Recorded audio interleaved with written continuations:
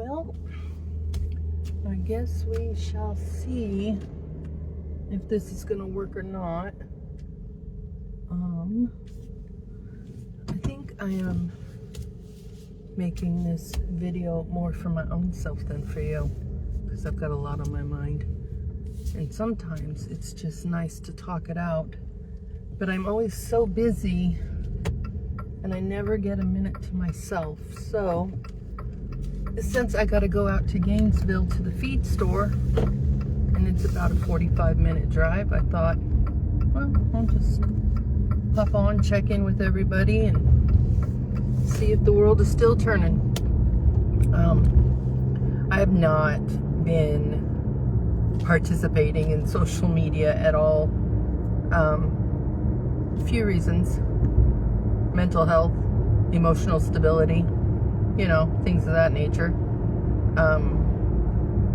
It's just so toxic. It's just not good for my soul. And I've been so much more productive since I've stopped jumping on social media first thing in the morning. I'm building a courtyard on the southern side of the house. I am making a guest bedroom, complete renovation, and I got my garden going, which, by the way, happy to report, we're going to be eating more than salsa this year. So far I've got lettuce is doing really well. We eat salad every night for dinner, and we have not had to purchase store-bought lettuce for like the last couple of weeks. So that's cool. We got butternut squash, carrots, onions, tomatoes, jalapenos. I picked my first 2 jalapenos yesterday. So I'm about, I would say, 3 or 4 days away from salsa. Yay! But the really cool thing that I did this year that is different than all the other years, which were failures, abject failures, I might say. It's a leftovers garden. And yet people need to hear this, because this is the greatest thing going that nobody ever taught me. So when I have to buy vegetables at the grocery store, I'm saving the ends and soaking them in water for about 4 or 5 days and planting them, and they just regrow. It's the coolest thing ever. I did it with the carrots, lettuce, celery. I just cut the end of the stalk off, soak it in water, and then plant it, and boom. So I'm so over it. $4.99 for like romaine lettuce. $3.99 for iceberg lettuce. Are you on crack? Like, that should not be more than 50 cents in any economy. It's iceberg lettuce. It's literally water. But whatever. I got my own lettuce, doing my own thing. So the garden's going really well. I'm pretty excited about it. Let's see. I decided I needed a home office, and also nobody ever has anywhere to stay when they come over, so we're trying to do an office/guest bedroom situation that I'm pretty focused on right now. I'll probably do some video about that remodel later, because it's pretty cool, the techniques and stuff I'm using. But you know, I have quite literally replaced Fox News with Neil Diamond's greatest hits, and I gotta tell you something, I'm happier for it. I still watch Dan Bongino just to check in and see what's going on, and I'll still watch Dave Rubin when it pops up on YouTube, but other than that, like, I'm good on all that. Like, I'm good on all that. We're so far beyond politics and who did you vote for at this stage of the game that, like, it just seems like a waste of my energy. You know, people in church circles, they keep talking about the Great Deception, and I think what they don't understand is that it's not just one lie. the great deception is everything's a lie. And that comes down to people we follow on social media or podcasters or whatever. Like, it's extremely disappointing. It's disappointing because, you know, when you think about it in the sense of patriotism, okay, which naively I thought was what unified us, is love of country, family, God, our neighbors, our community. No. As usual, it all comes down to love of money. You know, people want more power.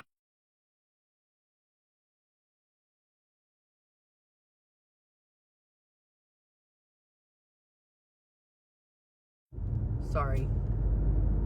You know, I don't even want her to act like she don't know I'm online right now. Okay? My mother knows everything I do. So, she shouldn't be calling me. Anyway, the point is, I was thinking about it the other day, like our forefathers, our founders. You know, they had a lot to lose when they went against England.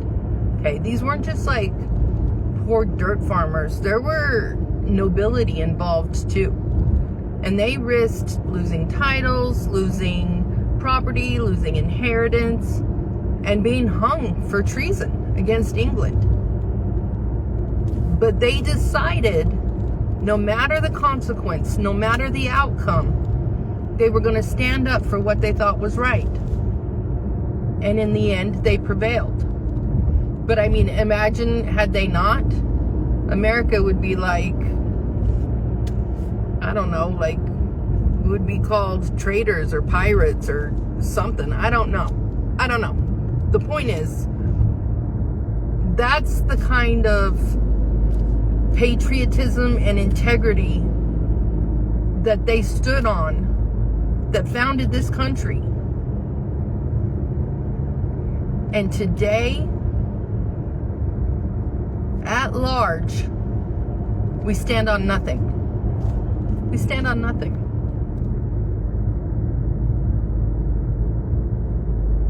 If we did,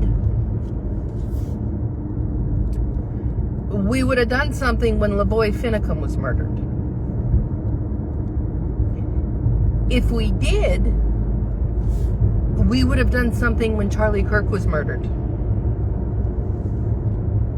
If we did, a lot more people would be talking about the gentleman in Escondido with the Trump house that was just murdered, beaten to death by protesters because he likes to have Trump flags in front of his house. Unfortunately, I don't remember his name off the top of my head right now, but that's probably mostly because nobody's covering the story. The assault happened last week and he succumbed to his injuries just a couple days ago. Murdered for his political beliefs. That's not a hate crime. That's not terrorism. I don't know. You know, one could make the argument that, like, Trump is the president of the United States of America, so somebody supporting the president of the United States of America being murdered for supporting him, that murderer is actually treasonous in nature. I could make that argument. But nothing, right?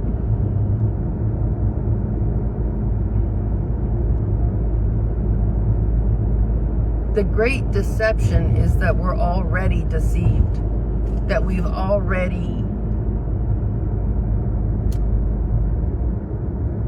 bought into so many lies that you can't tell what's true and what's false. So I've decided to unplug.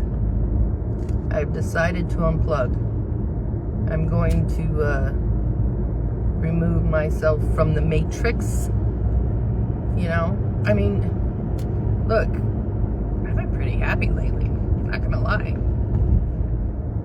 You know, there's nothing that's like good for your soul or your psyche to like just be told over and over and over again how much people hate you and want you dead and think you're a horrible person and this and this. And that's all social media is. Like, oh, let me feel bad about myself today and log in so everybody can tell me how much they hate me. Like, that's horrible. Like, why do we volunteer for that? Why are we like signing up to be emotionally and mentally abused on a daily basis? I don't know.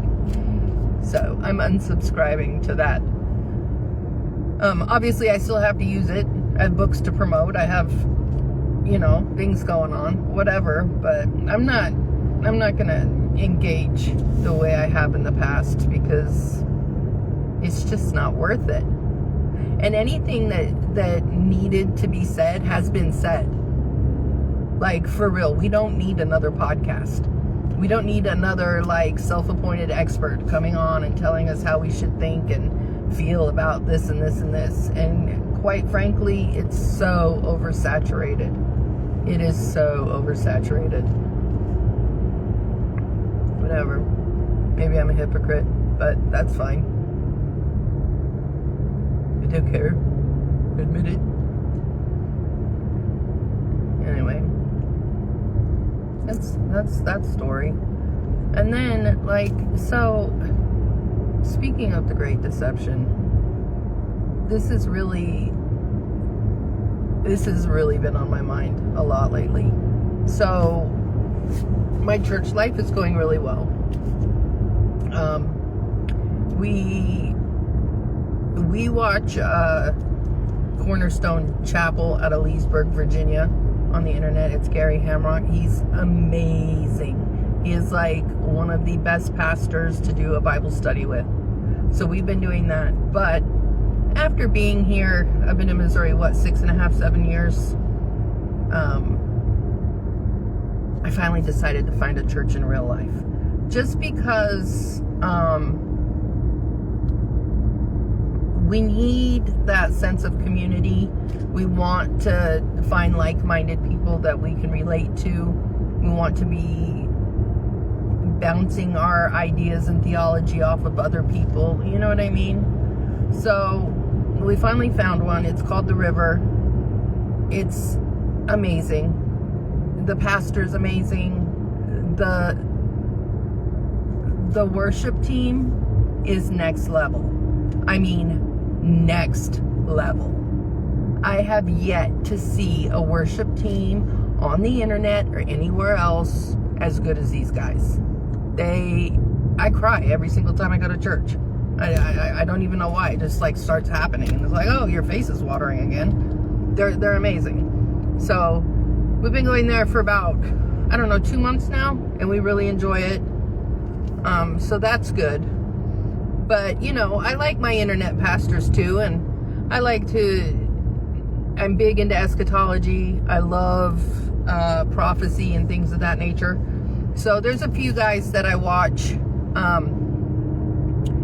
But this business that's been going on, I don't know if you guys know about this or not. It's really under my skin. I'm going through Mark Twain Force, so if I cut off, that's why. But hopefully I won't.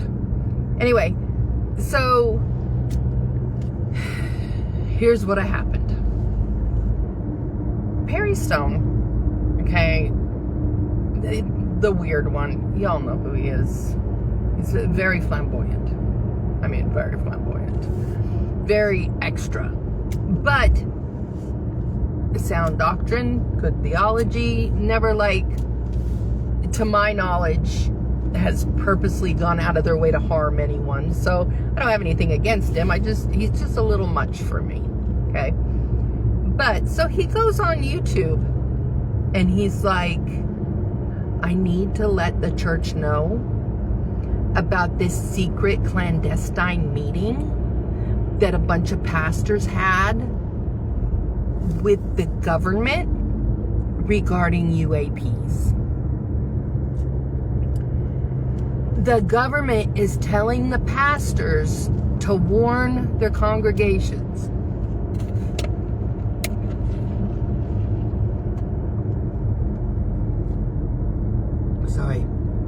Sorry, I was choking. Because disclosure is going to be so upsetting to the church that people will lose faith. They will question the existence of God. They need to be prepared. Because these aliens are going to tell us that there is no God and that they planted us here on earth like little seedlings from an experiment or something like that, and that they are really our creators. Okay? So then, this is what Perry Stone said.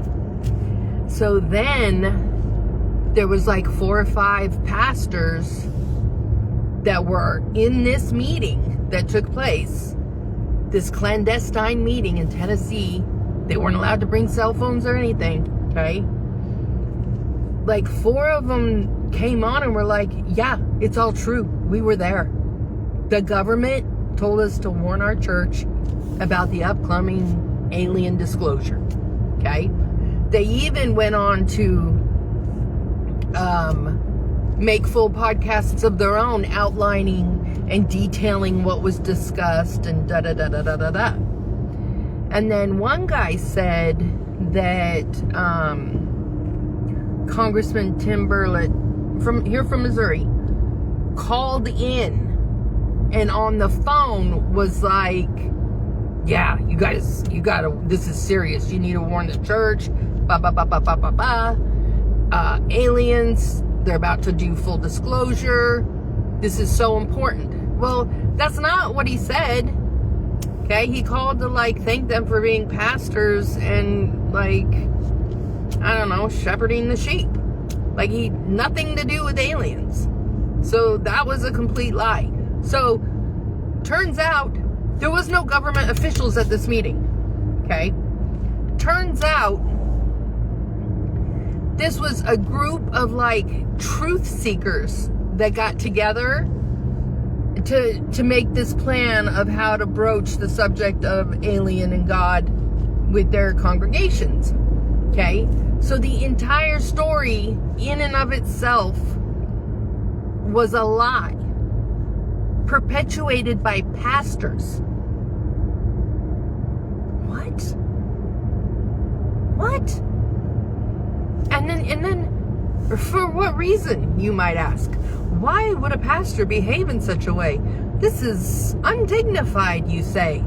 Well, as it turns out, one of them's getting ready to release a book on how aliens are demons and blah, blah, blah, blah, blah. So this is really good for book sales. You see, guys, the deceivers are already in the mix. The deception is already, I don't know, fermenting. I don't know what the word is, but you know, there's no reason to look for the great deception. We're in it right now. And it's not just one lie. It's everything's a lie. And so what do we do, right? How do we like survive this thing without losing our minds? I don't know. I don't know the answer. I know in the meantime, there's like an energy shift, and if you're not grounded in source, if you're not grounded in God, however you see God, it can make you lost and disjointed and like you don't know what to do or where you're going or what's happening. So that's kind of what I've been trying to do. And it's everywhere. It is everywhere. Like, I try to limit my human interactions to 2 or 3 times a week. I'm not gonna lie, because people are crazy. They're just mean and crazy and losing it. I'm going to give you an example. I have a lot of medical conditions. I go to the doctor all the time. But I recently had bronchitis. Okay. So I went to the endocrinologist, and we were going over my blood work and what we needed to do as far as that goes. And she told me that my blood pressure and my heart rate were high, and that she was concerned about it, so she was sending an email to my primary doctor. Okay. A week later, I ended up at the urgent care with the bronchitis thing, and then had to follow up with my primary care doctor. Okay. So I called and told him what was going on. The cough's not getting better. I need to follow up. So they got me in for an appointment, and I went to the appointment. The nurse comes in and she goes, "We're here for a follow-up to the urgent care." And I said, "Yes." And actually, the endocrinologist emailed her last week about my blood pressure and my heart rate, so I need to talk to her about that too. And the nurse goes, "No, you're here for a follow-up to the urgent care. You can talk to the doctor about the bronchitis, nothing else." And I said, "Wait a minute, nothing else?" It takes 3 or 4 months to get an appointment with her. She's my primary caregiver, and I'm not allowed to talk to her? What if I need to change my prescription? "You'll have to make another appointment." I said, "Not for nothing. If I could get in to see my primary caregiver, I wouldn't have to go to the urgent care anyway."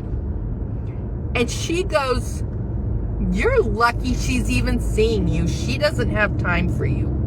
So just be grateful you even got in." And started berating me. I mean, berating me. To the point where when she left the room, I cried. Me. I'm like the toughest chick I know. Nothing upsets me. I cried. I could not. I had never been treated so horribly by someone in the medical field before. And when I told my doctor what was going on, she was like, "We're really busy. We're understaffed." And I'm like, "You don't understand. This was not her being short because she was in a hurry and under pressure. She was cold. She was mean." I just couldn't believe it. I still can't believe it. This was like the craziest. So, yes, I limit my interactions with other humans as much as possible. Because I'm in shock. What's the point of it? What is the point of being cruel to people? What is the point of being mean to people? What does it do? What does it result in anything other than more negativity? Are we just so used to being miserable that we're like swimming in it now? And the idea of being happy or having hope is just like so outlandish? I don't know. I don't know. But I know that I don't want to be that person. I don't want to be that person. I want to be better, not bitter. And whatever that lady's story is, I don't know. She might have one, and it might be a good one. Maybe her mom died that day. I don't know. But I will tell you this. Whatever her story is, I don't ever want to treat anybody the way she treated me. Ever. I don't ever want to make somebody feel so small and so worthless for no reason whatsoever. It's just sad. Not for me, for her. Because somebody like that will be lonely. Lonely the rest of their life. Lonely. So, yeah. Anyway, back to the alien thing. I don't know how I got sidetracked. These pastors, okay? And now there's nothing but alien everywhere you go, and everybody's talking about it, and Steven Spielberg's got a movie, and there's a documentary, and Bob Lazar was right the whole time, and now the Greys are coming, and the lizards are coming, and da-da-da-da-da-da-da-da. And it's like, and I still have to pay my bills. I still have to put food on the table. And it's getting harder and harder and harder for normal, everyday people to just live. It's insanity. It's absolute insanity. If we made the kind of money that we make now 5 years ago, I would have thought I was the Real Housewife of Beverly Hills. I'd have thought I was swimming in it. Okay? Nope. We are paycheck to paycheck, week to week. And both of our salaries doubled since back in the day. Like, it's crazy. So no, I don't care. Unless that alien is coming over to do chores or feed the dogs or finish this courtyard or pay my bills or deal with my teenage granddaughter, I don't care. Go do your alien thing. Go with love. You know, go down to Hollywood and hang out with them. They clearly want you there. Clearly. And like, okay, so this is the craziest thought that I've had all week, but I'm going to share it with you anyway, even though I'll probably get locked up for it. Hear me out. Okay, speaking of aliens in Hollywood, that's the topic I'm on right now. So, have you noticed that Ozempic face in Hollywood has gone so far beyond regular Ozempic face that they actually look like aliens now? Like, they actually look like aliens. I wonder if they're doing it on purpose for assimilation.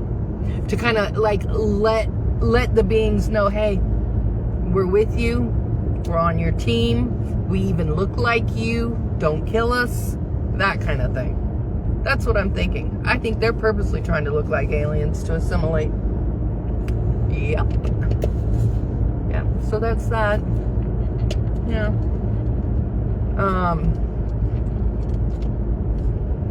Let's see. What else? What else is on my mind? Just that kind of stuff, I guess. Everybody's a liar. Nobody cares about people anymore. Which is like so crazy. It is so crazy because we have so many people in our lives that have different political beliefs. They voted for different people, blah, blah, blah, blah, blah. And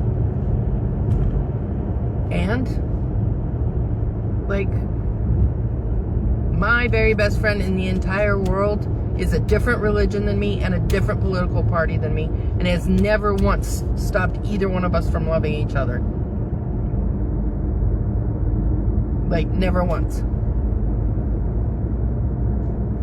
But like, somehow or another, everybody, like, people do act like I've completely changed post-Trump, which couldn't be further from the truth. Like, I was never racist. I voted for Trump. I'm still not racist. I was never a bigot. I voted for Trump. I'm still not a bigot. Like, half my best friends were gay men. Of course, in the 90s, it was a totally 90s, 2000s. It was totally different. It was totally different. Like, okay. Oh, I'm going to get in so much trouble. But I have to tell you.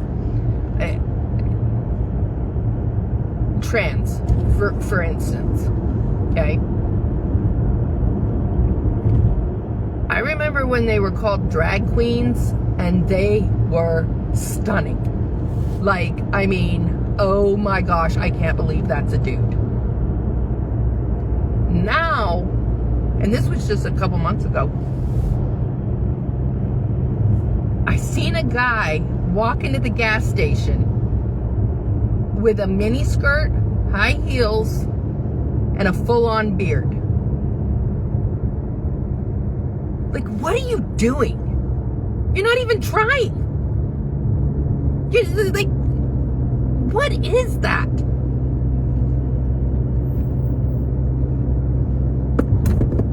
It's like, if you're gonna try to be a woman, at least put a little effort into it.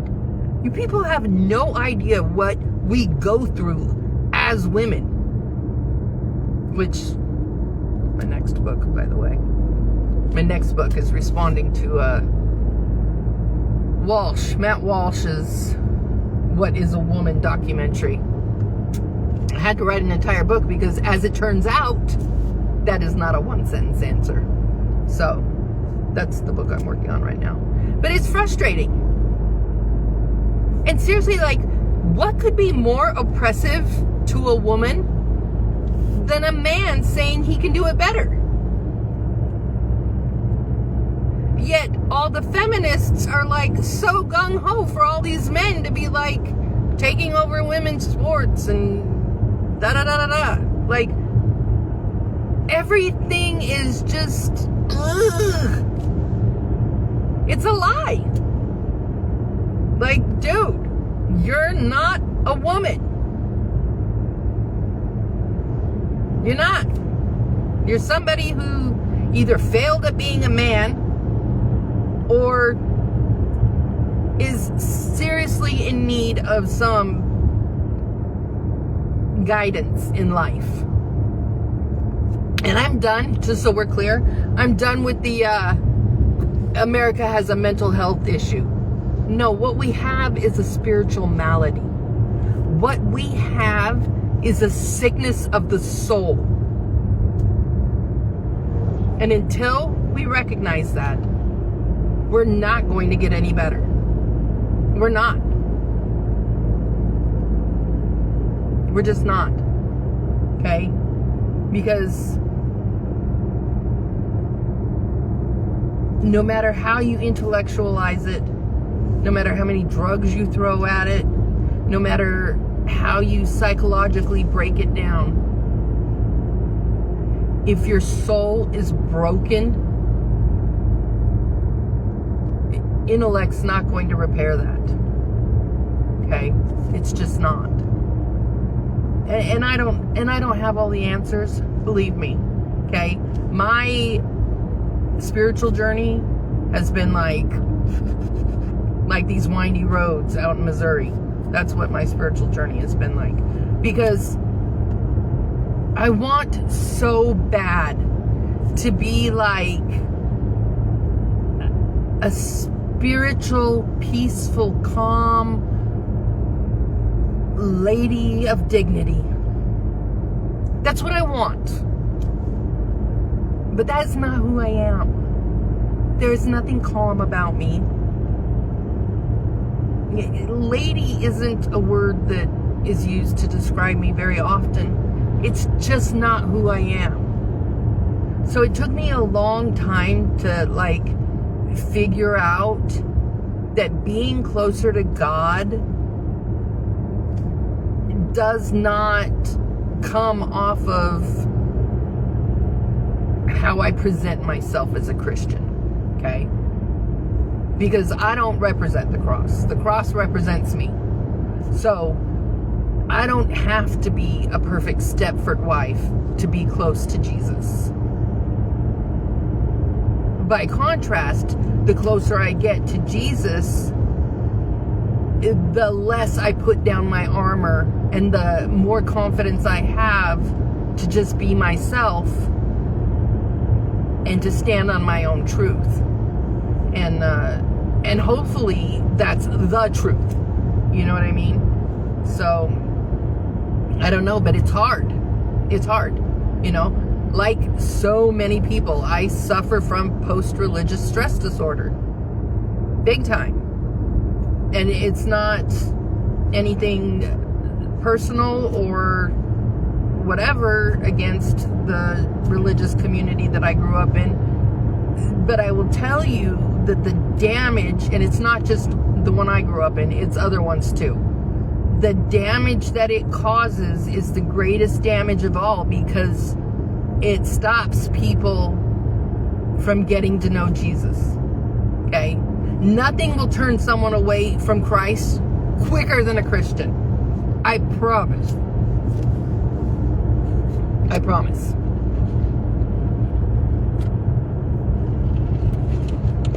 But having said that, you know, nothing to me is more important than my relationship with Christ. So I'm not about to let the Stepford Wives Club keep me from my journey and getting there, because I want to be a better person. I want to be a better woman. I want to be a better mom, a better grandma. Couldn't possibly be a better ex-wife. I rock in that compartment, but whatever. Anyway, I do. And so I'm on this thing right now, and the further and further I get into it, the clearer it becomes to me that on earth, in this world, this like absolutely upside down, messed up world, right and wrong is becoming clearer and clearer all the time.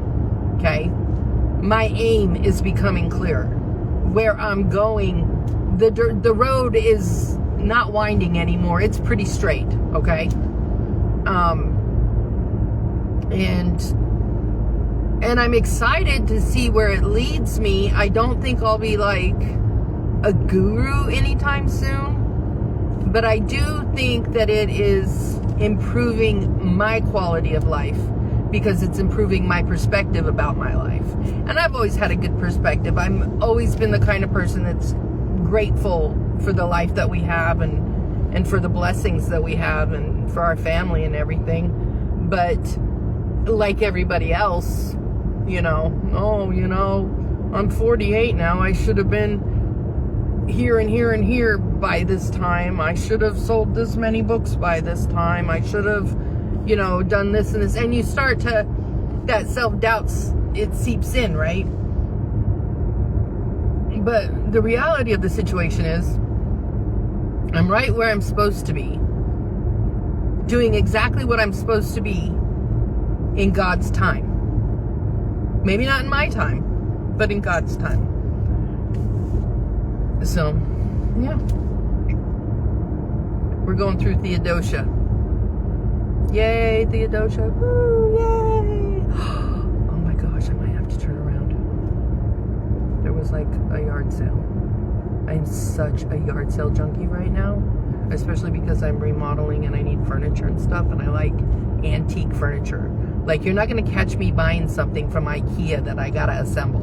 No, I want the stuff from the 1800s that's made of solid wood and doesn't break ever. I want good furniture. So, I might have to turn around and stop on the way home. Yeah. So, that was a mouthful. Anywho, so yeah, that's what I've been up to. Just doing a lot of thinking. I don't know if it's the end of the world. If it is, I want God to know whose team I'm on. I know that's right. But I don't want to sit around and act like it's the end of the world either. I want to maintain hope. I want to still have goals. I want to still do things. For instance, super excited about this. Yeah, I'm 48 now. So not next year, but the year after, I'll be 50. And my mom and I are doing a 2-week trip Scotland, and I finally get to go see Holly Castle, which is Mary Queen of Scots, 14th great granddaughter of Mary Queen of Scots. Very proud of that, by the way, because she was a badass. Anyway, so we're gonna go, and we're gonna go see, you know, Loch Ness and all the things of our heritage, and I'm pretty excited about it. And we'll go to England and Ireland and just kind of do the little whatever. But so something to look forward to, you know, something to like motivate you to keep going forward, because I gotta be honest with you, like the news, the podcasters, the pundits, they don't exactly motivate me to get up and work every day. They don't exactly motivate me to do the right thing. You know what I mean? You gotta find those things in life that bring you so much joy you never want to lose it. So that's what I'm trying to do. That's what I'm trying to do. I wish people would just unplug. I wish people would just unplug. I know it's hard. Okay? I get it. And I'm not saying you have to cut yourself off completely, but like, don't even read the comments. Participate in what you want to participate and move on. You know, spend less than an hour a day on social media. That would be my recommendation. That would be my wish. It's not even a recommendation, it's a wish for humanity as a whole. Because we are... Whoa! They just tried to hit me. Like, I cannot stand people that don't know how to drive on Missouri roads going 65, 70 on Missouri roads. Like, stay in your lane, okay? Thank you. God bless. Ugh. Anyway. It's brain rot. It's like an emotional mental vampire that's destroying us from the inside out. And we are happy to stand in line for it. And I don't know why. In real life is so much better. It's so much better in real life. That's all. So, some of the things that I've been doing, I start my day praying, obviously. I do a gratitude list, and I put on Neil Diamond's greatest hits. Sometimes if I'm feeling sassy, it'll be Queen, because I too want to break free. But mostly it's Neil Diamond. Why? I don't know. It's cheesy, it's corny. I don't care, it makes me happy. You know? Be out in the garden just shaking that ass. Anyway, sorry for swearing. I've been doing better at it. I've really been trying. It's like one of my things. I don't want to swear. It's not like a necessarily negative when I swear. It's more like a punctuation mark, like a exclamation, like, can you feel it the way I can feel it? And I just gotta find a better way to express myself. We'll see if I ever get there. I doubt it. But, yeah. And then, so, let's see. Family's good. My mom recently came to visit. I love my mom. I love my mom so much. And I love spending time with her. But if I'm being honest, okay, whenever my parents come to visit, my house is like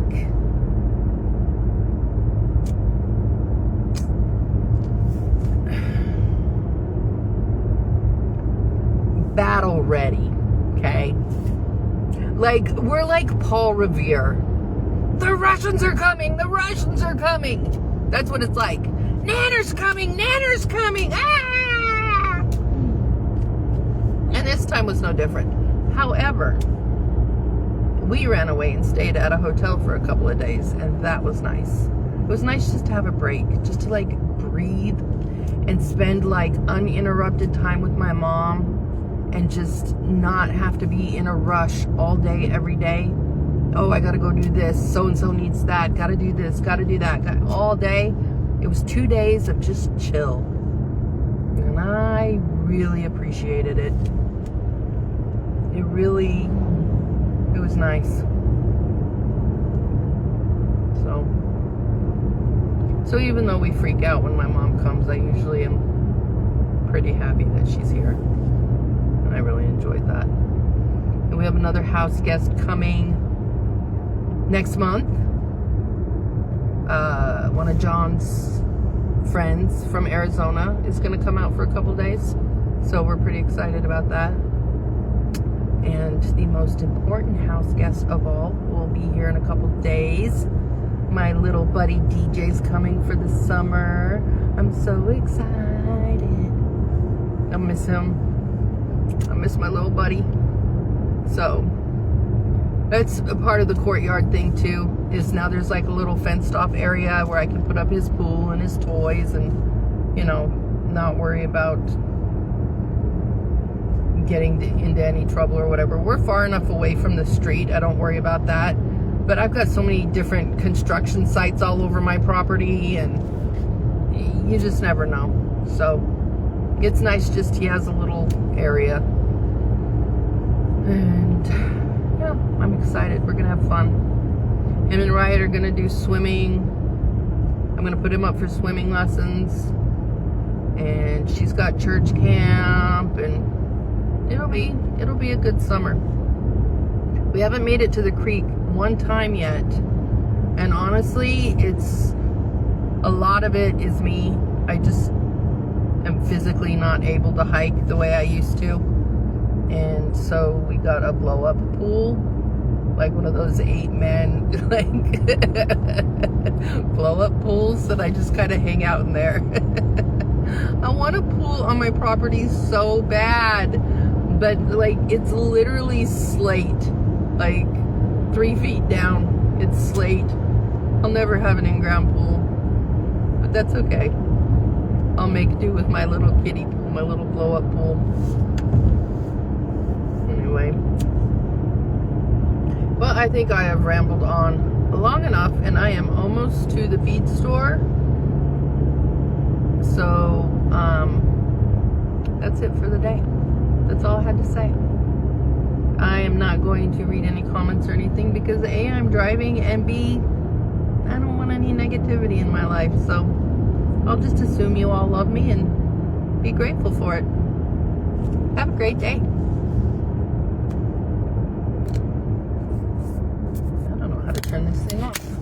How about that?